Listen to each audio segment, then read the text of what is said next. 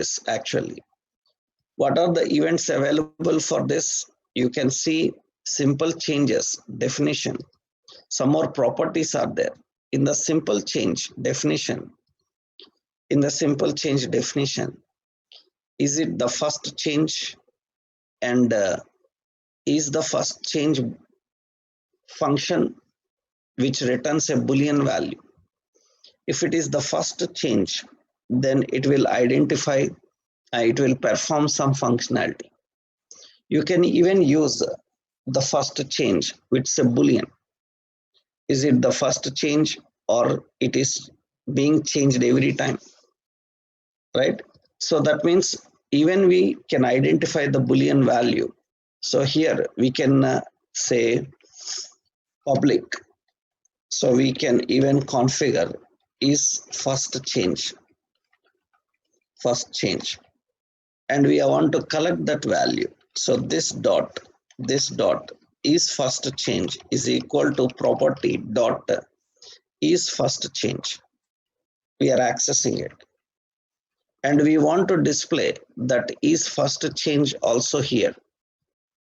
So that means is first change, data term is first change, and data definition here we will define, so that is first change. It will return true or false. It's a Boolean property. And here you can see this is first change. It returns the current first change value. It returns the first change value. So in the property, this is a function. Is first change is a function. It is returning the function. We want to just return the property. That means we will apply first change. Here we will apply first change. So not the function, just property we will apply. So the first change we are collecting and displaying that, and it should just display the Boolean. Is it the first change or not? So it is true or false, right? It just get the value. And if I enter anything into it, now it shows false, because first change, that means you entered anything here, refresh that. You can see that there is no first change happened. So if any change occurred, so this is not the first change. What is the first change actually? The first change is actually binding the value. That means in the cycle we discussed that it is binding the value. For example, we can have default value into this username. Suppose this username is having a default value John. It is having a default value John. That means by default we are keeping some value into this. And you can see here that value need to be binded there. That means this default value we will send from the parent actually. That means in the parent component, this is the parent component, yes. And the username is having some default value. So John, that is the default value, which is sent into the child component, So we have the default value into that. So it is having the default value John. And you can see current value is John. And no change actually occurred. That means binding this current value and displaying that value is actually the first change. That means ng on changes will start with binding the value. After binding the value, it will start with identifying the changes in the value. So don't think that first change is first change.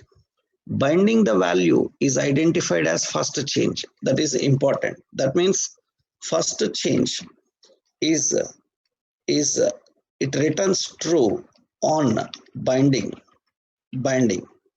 and false on changes.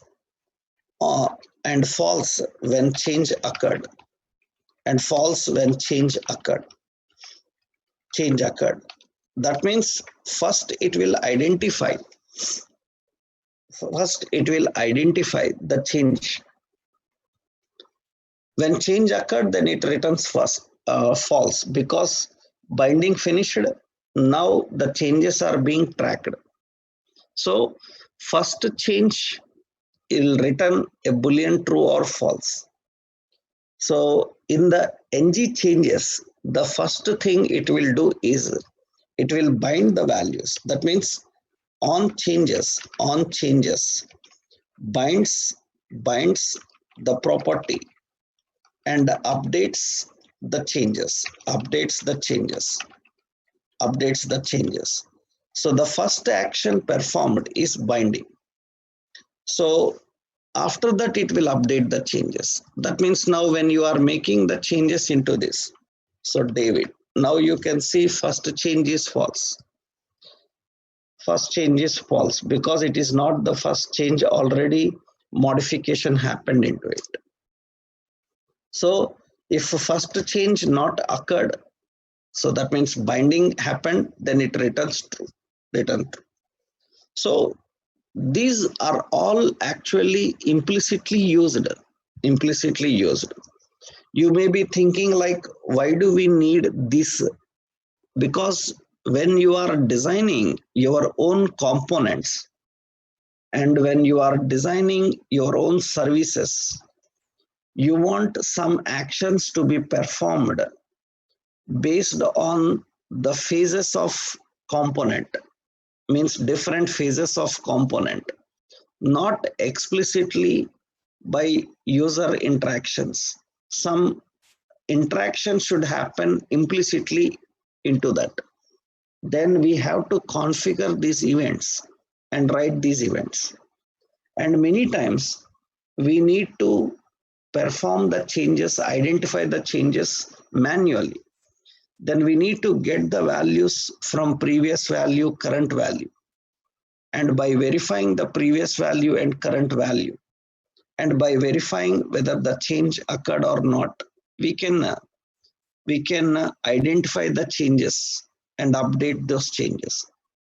So the events are very important when we are dealing with our own components and services.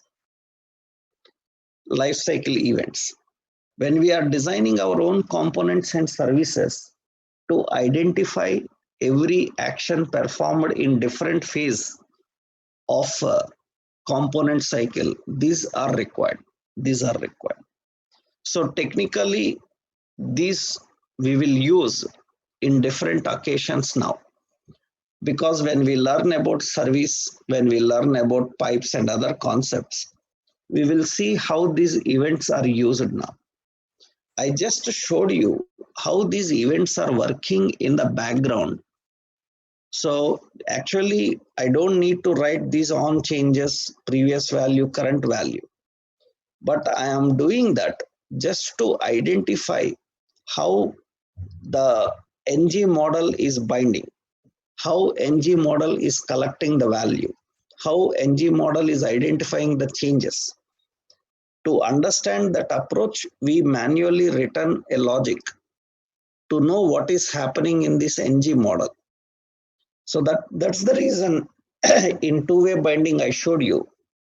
Model is known as single source of truth. That means it contains the information before the changes and the information after the changes.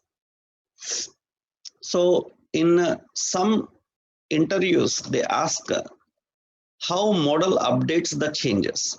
How model updates the changes. That means when the change done. Actually, when anyone asks how model updates the changes, that means that is the question here. How model updates the changes, updates the changes. Actually, two-level answers are there. One is, you can see that model update the changes by using property and event binding techniques. event binding techniques.